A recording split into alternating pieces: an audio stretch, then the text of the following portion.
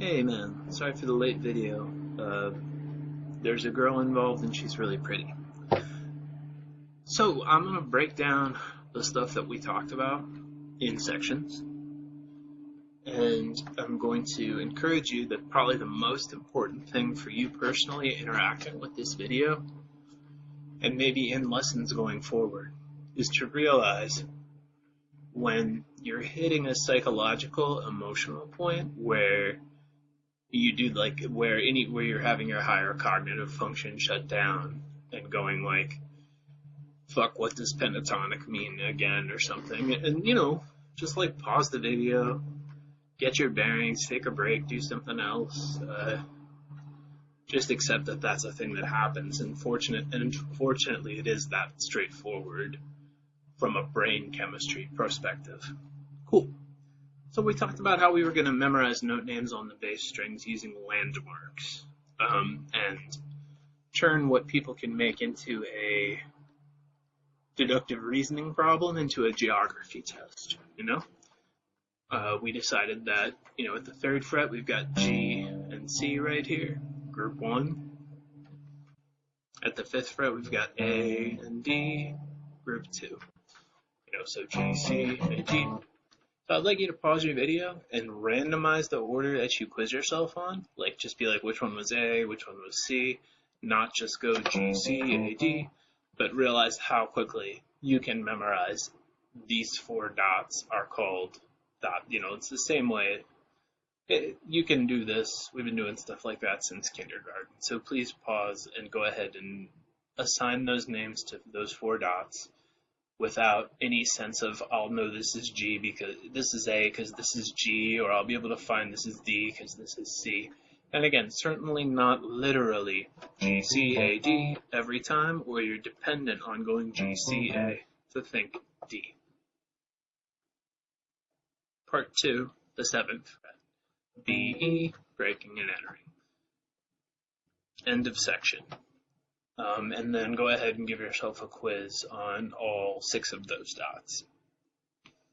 So most of our rhythm guitar playing takes place beneath the 7th fret, and we'll add more landmarks as we go on, but again, don't overthink that, man. Just take it totally outside the context of playing music. Do this annoying thing that's not fun. Deciding note names. It's the same amount as memorizing the open strings names. And there you go, part 1. Part 2 are adjustments that we are making to what you came in thinking of as the blues scale that you play a lot at the 5th fret, where we corrected from a fingering of 4 fingers over 4 frets using our pinky there, which is something we do for different types of phrasings, to certainly pinky here still, because when we're on the bass string, we tend to be playing single note runs. Now when we get to the 3rd string, when we get to any of this 3 in a row string, I've gotten this one, and now I'm referring to this, this. I would like you to focus on your middle finger coming to rest at the 6th fret, not just seesawing back and forth between these 2. No seesawing at all. It's going to feel like I'm pushing down 1 finger, now I'm pushing down 3 fingers. I'm pushing down 1 finger, now I'm pushing down 3 fingers.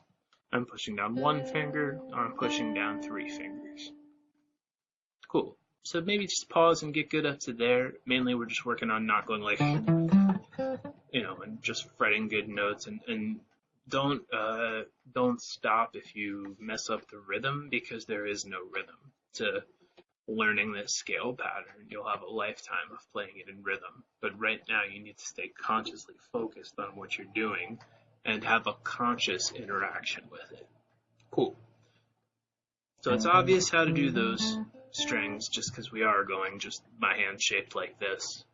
What finger would I use? So when we get to the 2nd string, the B string, we talked about spreading out and using our ring finger instead of our pinky here, including your middle finger coming along for the ride, just like it's here. here, and literally pushing down with 1, 2, 3 fingers. If you wanted to go to that finger, it would be there. But mostly it's so we can bend using, there we are. So that's what we've achieved, is now we've got all the stuff that you already do on the third string, kind of more how these scales were intended to be played, not like it only sounds so cool.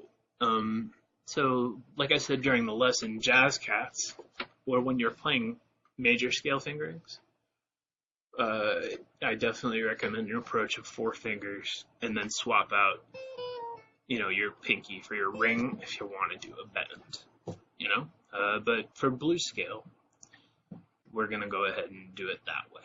So go ahead and just, freeze. You can start on the third string, like you shouldn't feel obligated. Let's do it in 2 sections. 1, just getting used to having it feel like these 2 fingers are functioning like a unit. And then there's the strings we're more likely to bend on. Section 2. Cool. And you can work on coming back down, and it just goes that you have to adjust right there.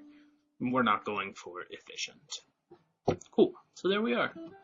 Hey, this is not called the blues scale. It's called the pentatonic scale. And just like if you're getting it all, what does that mean? What happened during class was I was like, so what number is pentatonic? You're like, well, 5, and it is. It's a 5-note scale. Just 1, 2, 3, 4, 5. Then it repeats. Extra notes. So that's what we're talking about. Is that there's A, which we know now. C, which B, C, D, E, G in the scale. I'm not saying memorize these notes. I'm just saying check it out. It is 5 notes. 1, 2, 3, 4, 5. Then the same 5 here. And extra notes. Cool. Next thing we talked about is for why do I use my ring finger here, is extending up into number 2 pentatonic, which is our BB King box here, where it's adjacent to what we were doing. So my ring finger's at the 8th fret, instead my first finger's there. And I'm just going, 8, 10, 8. So yeah, just get your bearings. I'm going 8th fret, 10th fret, 8th fret, 10th fret. And such an easy box to play. We can bend on both sides. That's a note we already play over here so often as bend. So you can bend on your first finger or your third finger. Cool. But really we're just going, hey, in addition to these things here, there's these 4 notes right here that work. And then the middle finger note right here on the G string at the 9th fret. Those are the dots that we hit when we're just staying and playing there. And there, you can finish the scale on the bass strings, but what we'll see is that people tend to play here for a while and then advance, or play here for a while and then go back into the main number 1 box, because it's, so definitely never doing that. That's just like saying I don't want to use my strong fingers, aside from when you're playing a 4-finger pattern. So you were never meant to do this. It was always meant to go this way for blues phrasings. And that's the main thing to explore that we talked about last lesson. First of all, just terminology. This is A. The thing we are playing, this pattern, is the A minor pentatonic scale.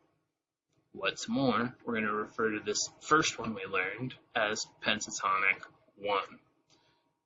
Across the board, you'll probably find most musicians refer to it that way.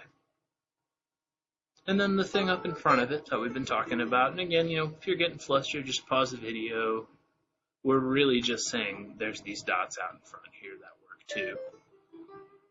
And so we'll call that pentatonic 2 when we're referring to it, or the one in front of it, or whatever. It's all good. But that's what we've got. And of course, this works in every key. If I'm up at the 10th fret doing, got it on the, the fretboard works such that if it works here, it works everywhere. Just playing different keys. Cool. So you want to do a ton of bends and be sure you got that middle finger thing happening. Ideally, you'd do things maybe like bend, relax, and then pull off, where your first finger really has to be down. Just one total pick. All I did right hand wise was pick the string. Cool. So that's the meat of what we talked about, and I think what you should focus on. Go ahead and pause and just feel like you're comfortable with everything we just went over. Cool.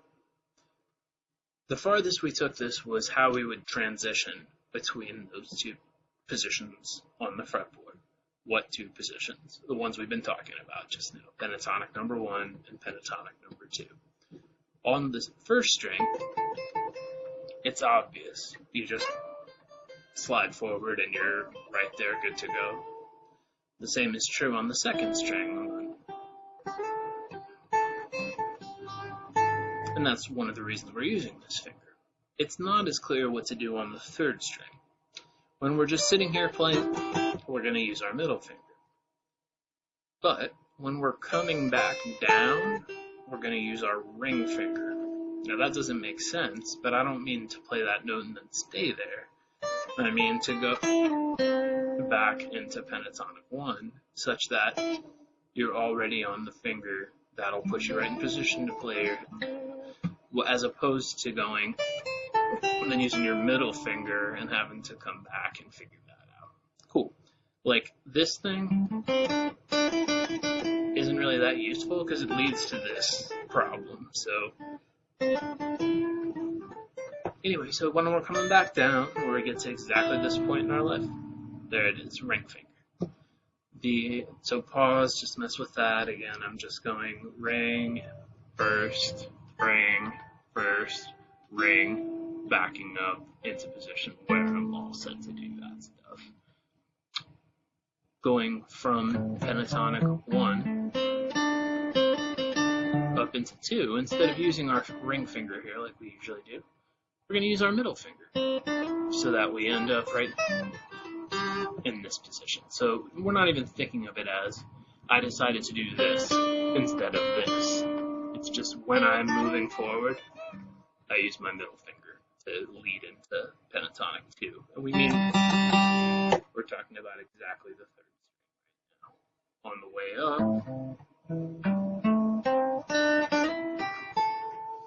the way down.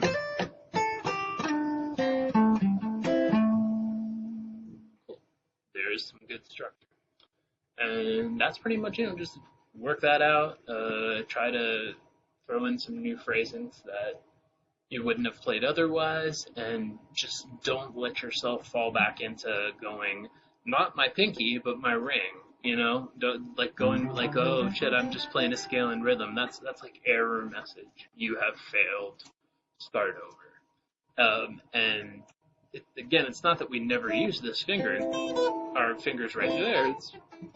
We do for 4-finger playing, as opposed to the conversational language course that is blues rock soloing, pentatonic soloing. Also, last tidbit, the word diatonic means major scales, minor scales, modes. The thing in Western music where there's 12 total notes, classical music, etc. That diatonic means all of those scales. And it has nothing to do with number 2. I actually don't know what the origins of the word diatonic are. But there we are. We mean a system where there's, 12 notes.